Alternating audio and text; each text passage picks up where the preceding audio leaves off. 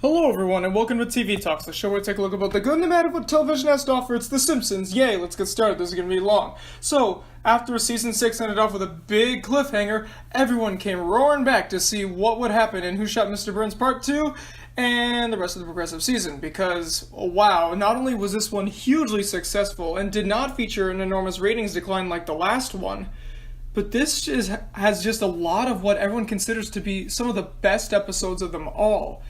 And I'm ready to take a look at them. So, here we go. Who Shot Mr. Burns Part 2? Spoiler alert, but let's face it, it was made in 1995. I'm sure we all know how it ends now. So, we open up to have nothing really progressed. Everyone's still trying to figure out who did what and what's going on. So, basically the whole thing is just narrowing down, so it's not this person, it's not this person, it's not this person. All the while saying, maybe it was Smithers. But it wasn't actually Smithers because it was Maggie. It was Maggie Simpson. Kind of a letdown. Now, this was clearly just supposed to be some kind of joke ending, and I'm fully aware of that, and I would be okay with it if they didn't put so much of a focus on this, and I don't know, that they didn't make this kind of big gambling ring in Vegas about it. It was just this kind of, not really let down the eyes of everyone, but just not exactly what they would have wanted. Now, I know that's kind of a letdown, but it was in a different sense, at least. I mean, it's not a bad ending, it's fine, but the one they had originally was better because in order to prevent everybody from leaking disinformation, what they did was they made two endings. Now, later on in this season, they would say that they made a whole bunch, but really they only made two of them in earnest. One with Smithers and one with Maggie. Maggie's is the one that we saw here, and then later on we would see the deleted one that was the Waylon Smithers ending, which I think is a lot stronger. I mean, yes, it's the more obvious choice, but I think story-wise it's a little better. Go look out for yourself and see. But that's not to knock this episode, far from it. I think it's great.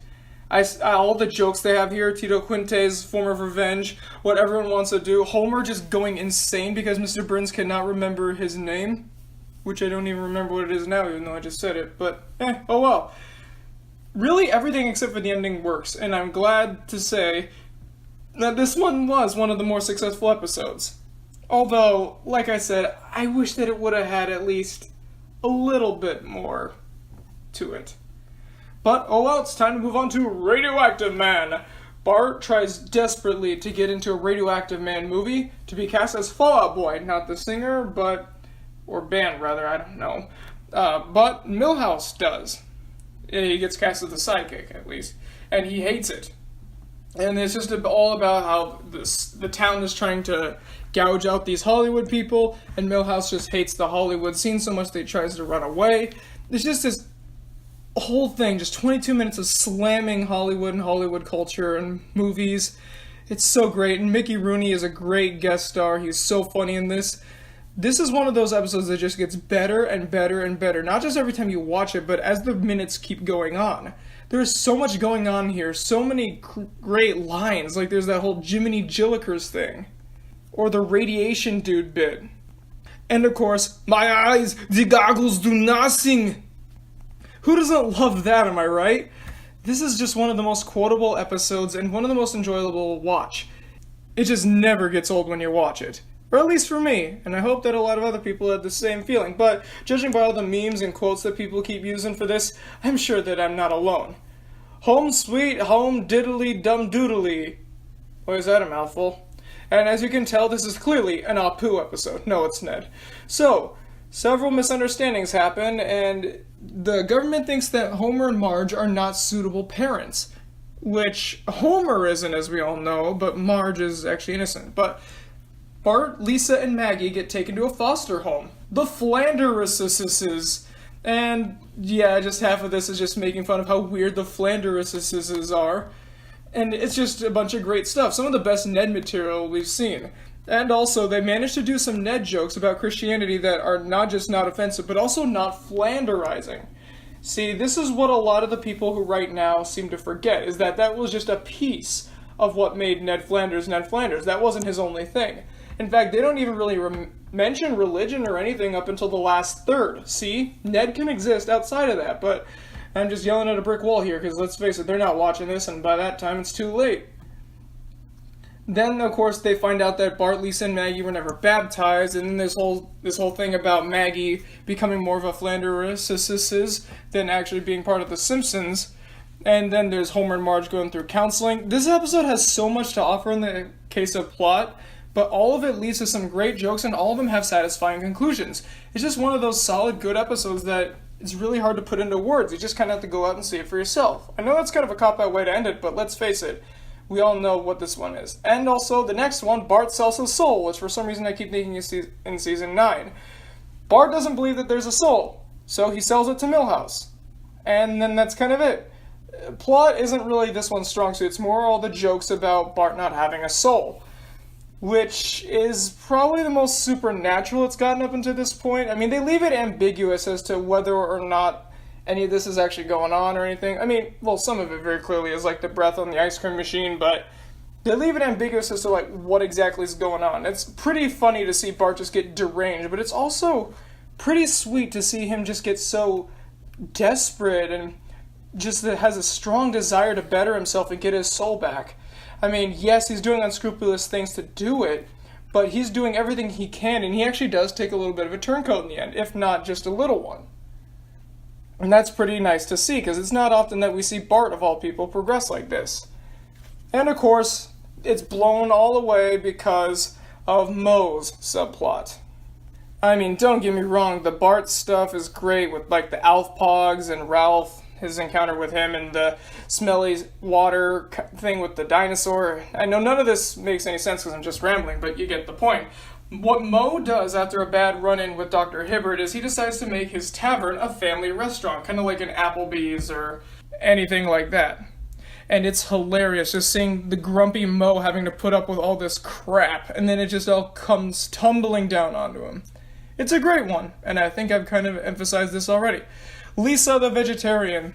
You don't win friends with salad. You don't win friends with salad. This is another one of those episodes that everyone knows it's good, so it's really hard to talk about it, because everybody talks about this one. I don't know what new I can put onto it. Basically, Lisa visits a petting zoo and then feels bad about eating meat, so she decides not to, but she also learns not to force her opinions on others. It's a great lesson, it's got a lot of great jokes, and it also, even though I'm not a vegetarian, it does make good arguments for it, and showing that, yes, we can coexist in a vegetarian and meat-eating society. Although, you don't win friends with salad. That's true. It has some good relationship stuff between Lisa and Homer. The stuff with the petting zoo is really funny. Everybody said everything about this because this one's just been talked to death about. I mean, it's great, don't get me wrong, but what else can I say? Nothing. Next one. Treehouse of Horror 6. So, this was the first Treehouse of Horror that I ever saw. And boy, was this one to get introduced to. I think this one is probably the most perfect one to get introduced to. Now, it's not the best, but it's probably the best one to get introduced to. Attack of the 50-Foot Eyesores is about all Springfield's billboard stuff coming to life and attacking everybody. And Nightmare on Evergreen Terrace is a parody of Nightmare on Elm Street, obviously, with Groundskeeper Willie as Freddy Krueger. Why did I lump these two together? Well, because they both have the same highs and lows. The lows being nothing, really. There's just a bunch of highs. They're great parodies of what they're going for, both being Nightmare on Elm Street and just the kind of lame 50s B-movie stuff. It's got great humor, it's got some legitimately frightening stuff at some parts, although obviously it's not supposed to be scary, but you know what I'm saying. For The Simpsons, it's pretty creepy. All of it is just very well done, and it's a lot of fun. If I had to pick a favorite between these two, it would be Nightmare on Evergreen Terrace, just because of the ridiculousness of the whole thing, and how gory and violent it is, yet so ridiculous. Like how everyone just literally watches Groundskeeper Willie waste away and burn. I don't know why, I think that's just so funny.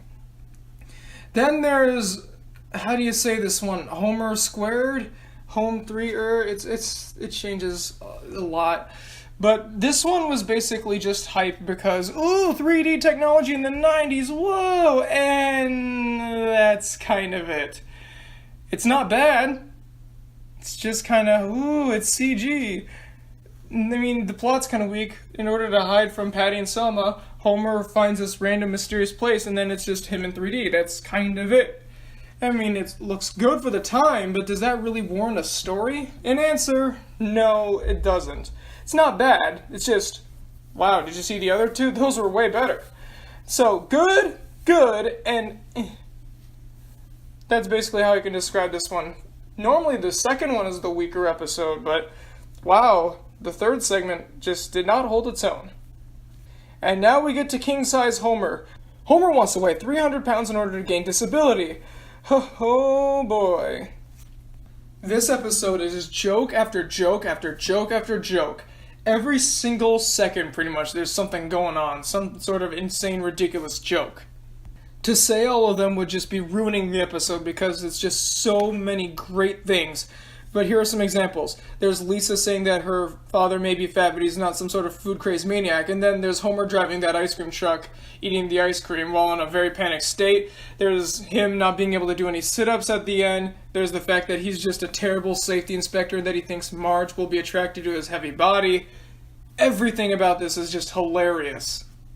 If you're going to introduce someone to The Simpsons, this is a very good one to do it with.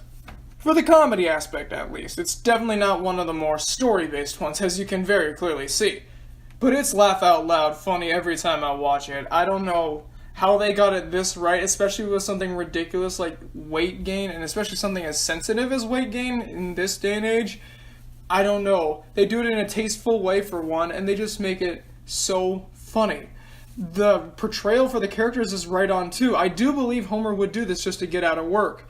The only one I don't really buy is Mr. Burns actually doing something nice for his employees, like paying for the surgery. That's basically it. Other than that, everything about this is perfect.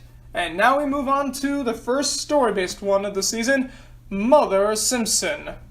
Homer fakes his death to get out of some sort of community service thing, and then he comes across his mom. For the very first time, we see Mrs. Mona Simpson, who actually left Abe, so I don't know if she actually does have that name Simpson still. Well, technically she doesn't, but yeah, that's kind of into spoiler territory, but we already said that that would happen.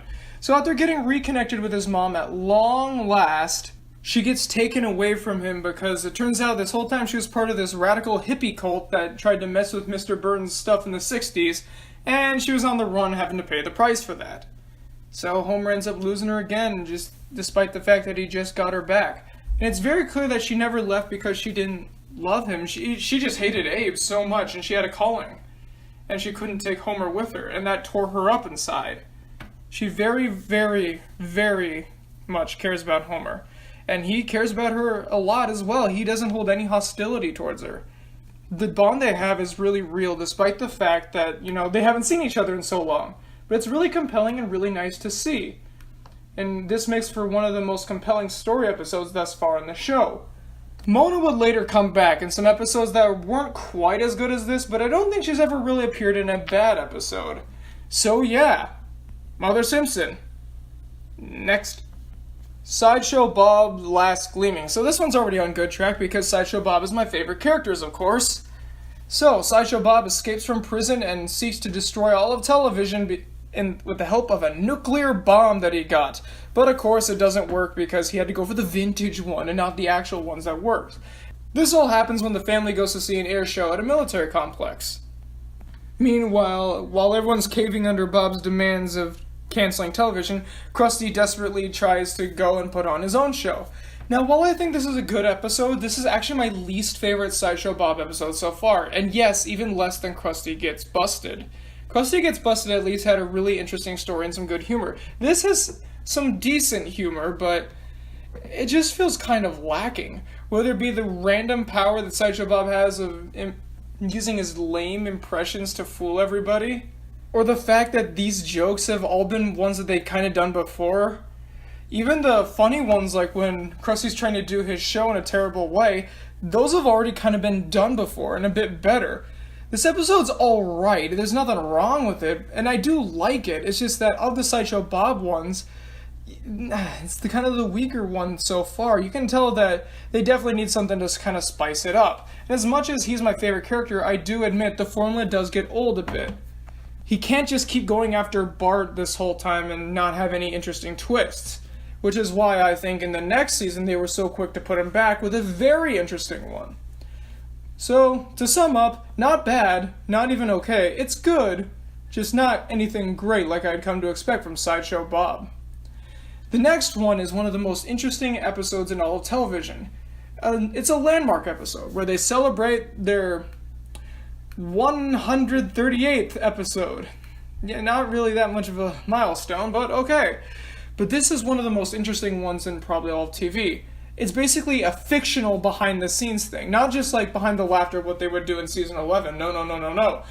Troy McClure goes on stage and then gives all these random, insane facts, well, not even facts, about the creators, but then some real stuff of the show. So it is a clip show, but it's of clips we've never seen before. Like we get to see the deleted ending for Who Shot Mr. Burns Part 2.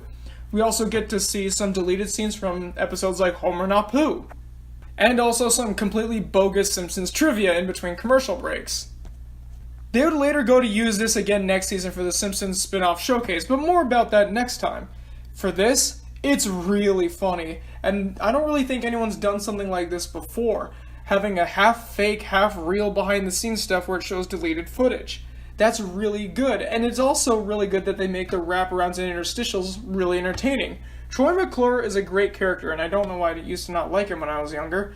And it makes you really think about how soon we lost Phil Hartman. He was so funny. Just the voice he would do and the performance and the way he would do those lines that are already funny, but he'd add this little extra stuff to it. Oh man, I miss him a lot, and I bet a lot of other people do too. And by the way, this was directed by a guy whose last name was Foolish. Pound Foolish. I don't envy him. So yeah, this was a really good one to do, a very creative one. So, where do we go from here? Another really interesting one to talk about, but again, a lot of people have before, but I think I can put my 2 cents into it. Marge Be Not Proud. So Bart attempts to steal a video game because it's just the biggest thing ever, and it's so awesome. But he has no money, so he tries to steal it, but he gets caught. And then he's told not to go back to the store, but he does it anyways, and then Marge finds out. But she doesn't freak out, she just feels bad because she feels like Bart has lost his innocence, what little he actually had, am I right? She just doesn't view him as her sweet little guy anymore, and she starts treating him not with neglect, but just kind of like an adult, like not treating him with all the pampering nature, just kind of giving him the straightforward talk, and he feels bad about that, so Bart tries to do whatever he can to make up for it. Now, this is definitely something that they had struggled with before, having the first half be comedy and then the second half be serious. However, this time, they don't falter with it. This time, the transition is perfect. And they do kind of set it up in the beginning that something like this would inevitably happen. There was a bit of foreshadowing to it, although not a huge amount, but enough. And not enough to make it so blatantly obvious either. The emotion in this works very, very well. Marge is one of the harder characters to develop because, well, aside from Maggie, who doesn't really have that many personality traits because she's a baby, Marge is probably the hardest one to develop because she is kind of one of the more, I'd say stagnant characters, but that's not exactly correct. Just the ones with the least to her, I'd say. I mean, as great as a character as she is, it is just kind of one note sometimes. And there's nothing wrong with that, it's just that's how it is. And of course the humor is great, but that's to be expected at this point. So yeah, they really got it right here. They finally found that formula they wanted, and now they succeeded. So what do we have after this? Another extremely popular one, and another one that's really hard to talk about because everybody talks about it. And this one, unlike Lisa the Vegetarian, has no real story parts to it, it's just constant humor. So this one should be quick. Team Homer. Homer wants to go bowling, but they find out that it's only 4 leagues. So he decides to make a team, and yeah, it's just hijinks ensue, especially when he borrows money from Mr. Burns. This has so many amazing jokes. And again, to say them all would just ruin it. But my favorite one is where Mr. Burns is all tripped out, and then he sees Hans Moleman and thinks that he's Lucky the Leprechaun. It was so dark and so disturbing, especially the sound effects, but oh, it was so hilarious. And that's easily what can describe this. It's just hilarious. It's a classic for a reason. So many jokes in here just work. There are barely any that don't. Really, it just kind of sags a little bit when Mr. Burns starts being on the team, but other than that, it's just perfect. And it only sags just a little bit. That's just because the first 2/3 were so great. So yeah, it's a classic for a reason. What else is need to be said?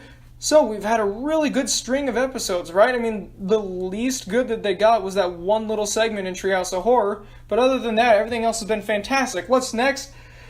Oh, two bad neighbors. Okay. This is a very divided episode amongst the Simpsons fandom. You either love it or you hate it. I don't like it, but I don't hate it.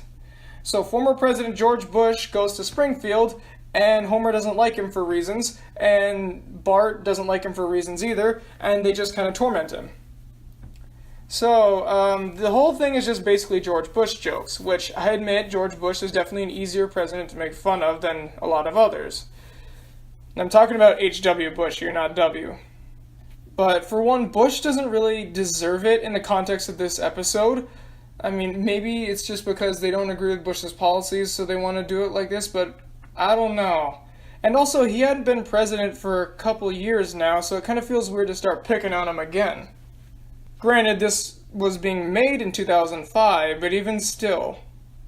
And nothing they do is really anything different than what Homer and Flanders do. Really, if this was a Homer and Flanders episode, I think this would work a little bit better. Or a Bart and Flanders one, just anything else, because this is just kind of lame. It feels like they're trying to do some sort of political commentary, but they just don't nail it. Which is a shame, because I think the yard sale stuff was actually really funny, but it just kind of goes downhill when Bush moves in. And then the ending with Gerald Ford, I know it's supposed to be funny, it just isn't really. Because there's no real distinct difference as to why he likes Ford and not Bush. I mean, yes, Ford does act a little bit like Homer, but not in... Yeah, it's kind of hard to explain. This one's just kind of got a lot of problems, and it's less and less popular as time goes on, and I can kind of see why. It's not very good. Next. Scenes from the class struggle in Springfield. Marge buys a suit that she thought was a much cheaper price, but turns out to be really expensive. But it gets her a lot of attention from the country club. And all this attention starts to swell her head. My thoughts, this is good. It's good. But that's kind of it. That's all I can really say. The humor is fine, the emotional moment at the end is fine.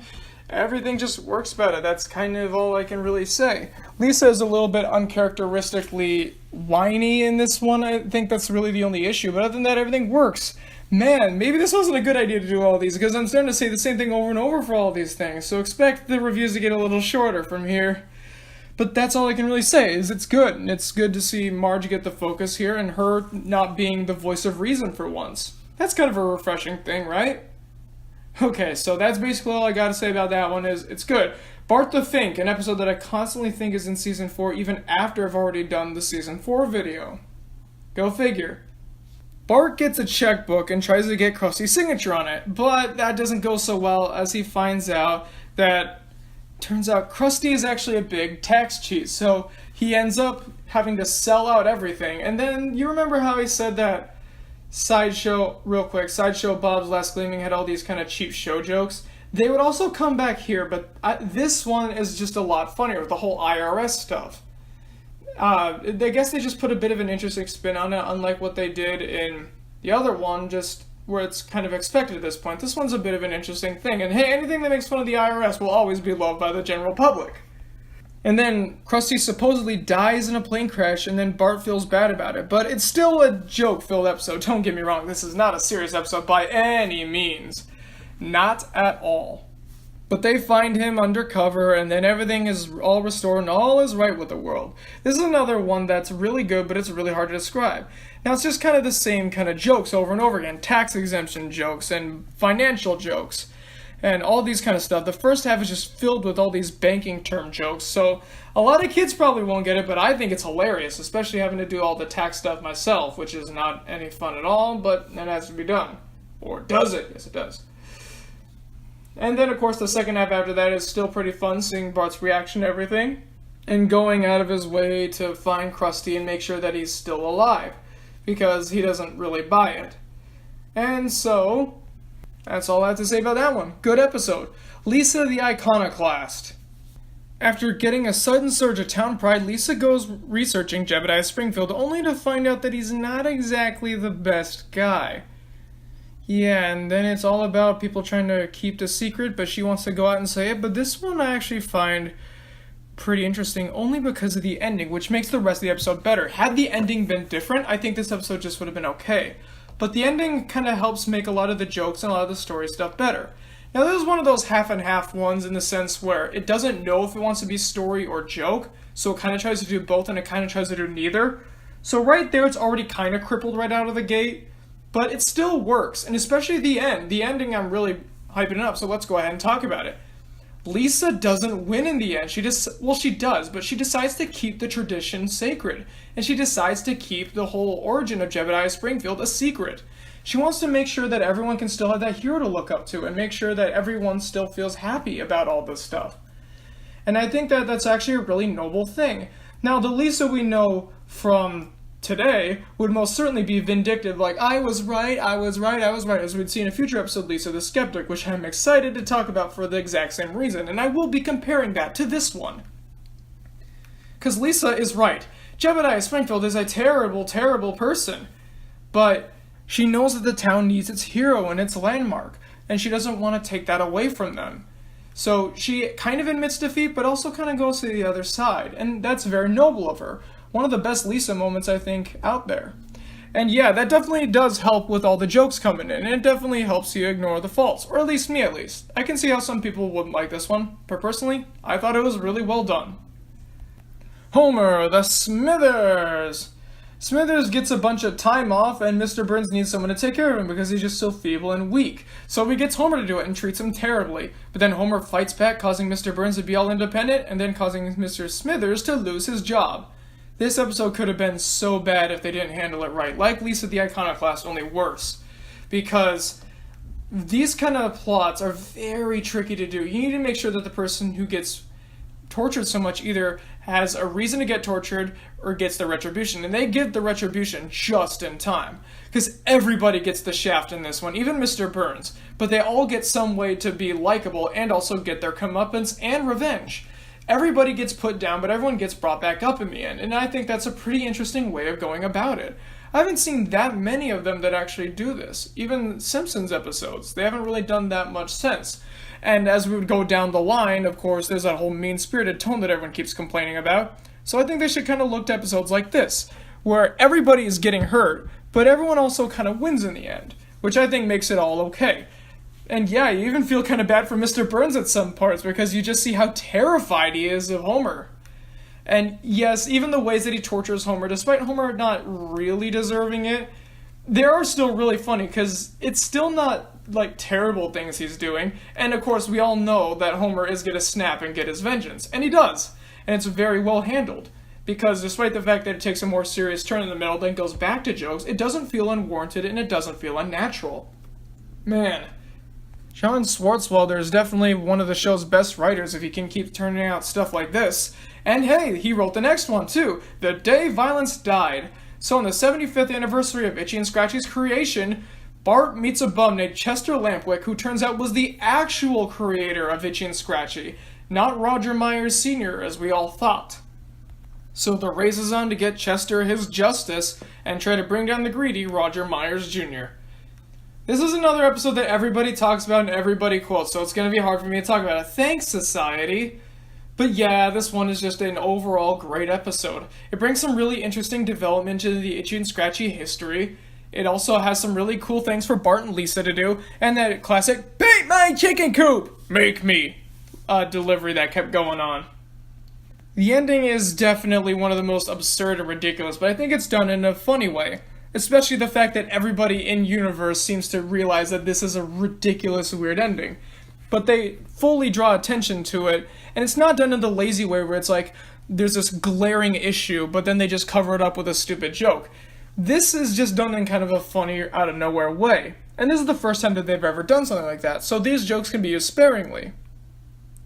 Can be used sparingly, as we will see later. But the episode as is just great. It's a classic. What else do I have to say? A Fish Called Selma is next, and I want to talk about this one. So Troy McClure, turns out this whole time he wasn't really the star we thought he was. He's been kind of in exile for a while because of his strange attractions, if you will.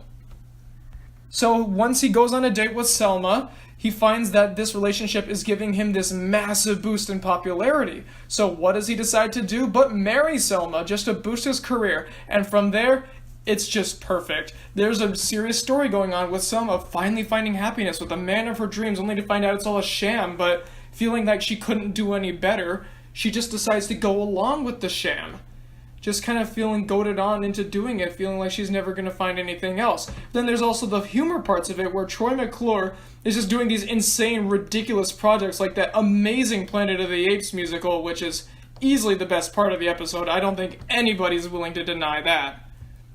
You've also got the stuff about the whole making a baby thing, and Selma's family just kind of reacting to the whole thing, and society reacting to it. Everything about this episode works. It's just kind of another one of those perfect episodes.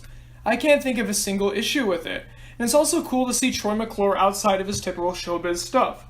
We get to see that he's kind of naive and that he doesn't really know how the world around him works, but he's not a bad guy so much as this that he doesn't really know what anything is or how anything works. So he's in the wrong for all the things he does, but you can't really blame him. He doesn't really know any better. So yeah, definitely an interesting episode and definitely one of the best so far. If not, well, we'll just have to see at the end, won't we? Bart on the road. Bart gets a fake ID, and hilarity ensues because he brings Milhouse, Nelson, and Martin with a load of cash at his side all the way down to Tennessee to go see the World's Fair, but there is no World's Fair and the car is bust, so now they need to get back. All the while, everybody else thinks that they're at some sort of national grammar rodeo held in another nation. This is another one of those episodes that everybody loves and everyone talks about, but it didn't do that well when it came out originally. I mean, every episode of The Simpsons was doing great, don't get me wrong, but comparatively, it was significantly less than the ones around it, and I have no idea why. And especially seeing the reactions to it that people have now, wow, this is really different. This is a very well thought out and very hilarious episode. It's another one of those laugh-a-minute ones where it's just constant joke after joke after joke after joke. I don't really think any jokes in here don't work. It's another one of those where they just nail it perfectly. 22 short films about Springfield will be easy to talk about, I'm sure. I'm sure there's no memes or anything going on like, steamed hams.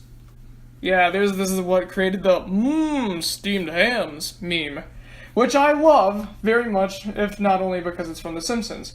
So this is just a whole bunch of vignettes about people in Springfield being people in Springfield. That's pretty much it. They're just kind of living their lives, and yeah, we just get to see a bunch of that, and it is awesome. We don't really need a complex story or anything. We just get to see the characters be the characters and not really feature the Simpson family that much at all.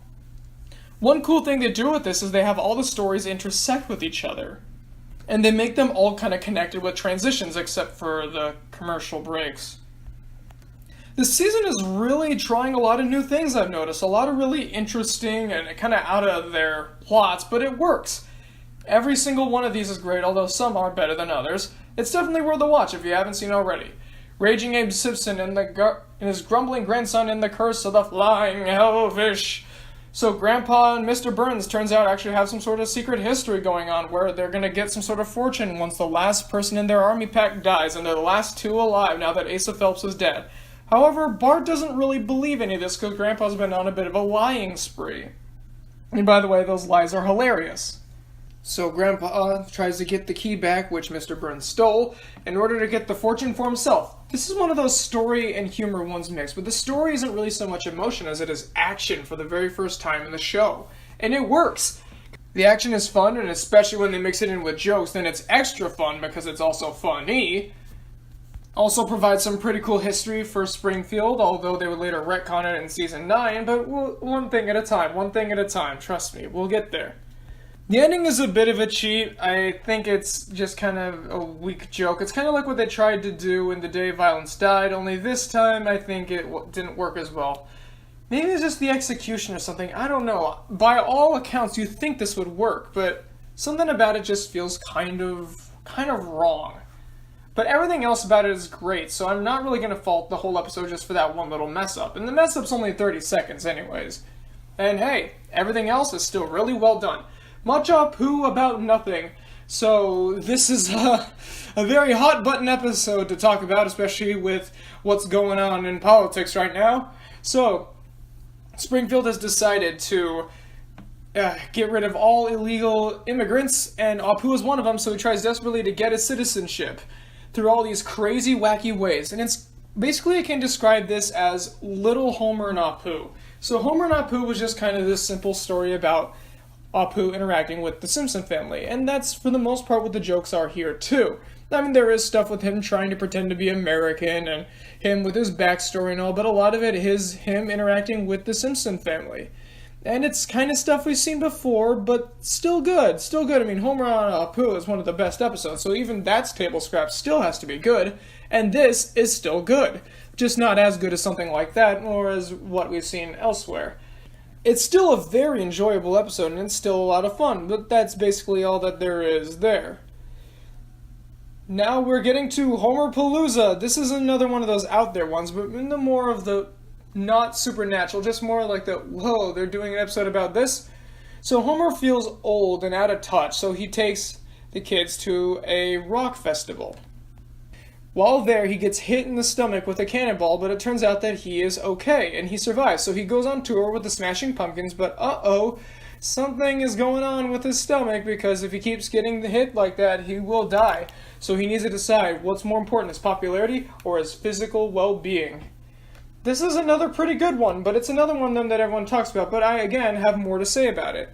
This one I do think is very good in the humor, like everyone says, but I also think it works as a story. No one ever talks about the story aspect of Homer Palooza.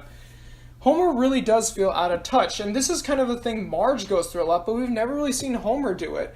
But unlike something like Itchy and Scratchy the movie, it doesn't feel out of character, because Homer was definitely into his culture when he was younger, as we've seen, especially with the music. So to see that the music he loves and holds dear is no longer, not even relevant, but just not even recognized anymore, he's definitely going to go through a bit of stuff like that. And of course, his kids being ultra embarrassed of what's going on here is just kind of a typical, oh, dad is embarrassing thing, but we get to see how it really affects Homer, and it does not make him feel good in the slightest. He really feels bad that he's so out of touch with everyone.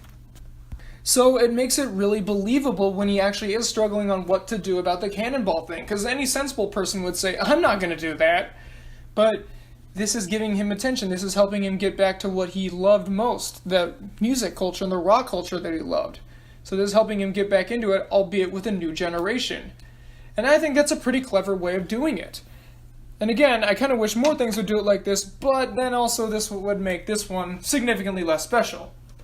So yeah, Homer Palooza, what else can I say? But it's funny, it's fun, and it's got some good heart that no one talks about. So now we got the last episode of Season 7. What's it called? Summer of 4'2". The Simpsons rent the Flanders beach house for the summer, where Bart had a great school year and Lisa had a terrible one. In fact, Lisa had such a terrible one she decides to completely reinvent herself. Gone are the days of bookish Lisa, and now are the days of, whatever Lisa. And she tries to fit in by pretending to be kind of Bart and pretending that Bart is way more of her. So Bart finds out about this and does not stand for it. This is another one of those episodes that I think starts off good and then just kind of gets to the okay territory. The first third, you definitely feel bad for Lisa and all that, and the jokes are still funny, but the thing is, it doesn't really amount to much because I don't really buy that she's fitting in with these kids. I mean, yes, these kids kind of seem like airheads and stuff, but Lisa's acting like a complete idiot. And these people seem uncultured, yes, but they still seem intelligent in some aspect. And the stuff with Homer doing illegal fireworks, that's funny, but the stuff with Lisa, I think they're doing it again where they want to have both the serious story and the humor, but this time I don't think they did it right. Because I think they were so disorganized on which one they wanted that they just forgot to do either of them at all. The episode just kind of does its own thing with some scattered jokes here and there in that part, and some scattered story stuff here and there in that part, and it doesn't really gel together. Although the ending is extremely sweet, and definitely brings this episode up a lot. Although this is on the lower end, and it definitely is a disappointing finish to this amazing season. Whoops, I already spoiled it there, but oh well.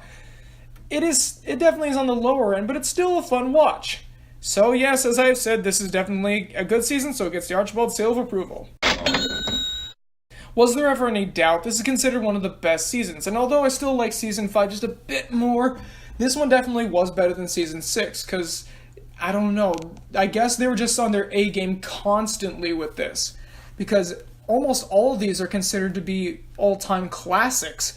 I mean, just look at this lineup here. These are amazing. The only episode I didn't like this season, because there's always a token one, is Two Bad Neighbors, which a lot of people agree with me on that, so I'm not missing anything there. And my favorite one was really tough to decide, but I have to pick a fish called Selma, just because it does everything right. As great as some of these are, they still have like one or two little teeny nitpick issues, but I can't even nitpick that episode. It's just so well done. Top 5, easy. So some things I noticed is that they're trying a lot of new experiment things, and they're really trying some new, unique ideas. Now, it's not just because they're running low on ideas, which it's very clear that they're not, although maybe just a little bit, but they're trying some experiments in the plot department, and for the most part, they really, really work out. And also those little issues I had in previous seasons, like they don't know what they're doing here, they don't know what they're doing here. For the most part, they do know what they're doing here. They do have those little slip-ups every so often, like Summer 4'2", but they really seem to know how to balance things more. No more of those rough transitions. They're really coming into their own here, and they're really growing. But how's Season 8 gonna work? Well, we'll just have to see. See you guys next time. Good night, everybody.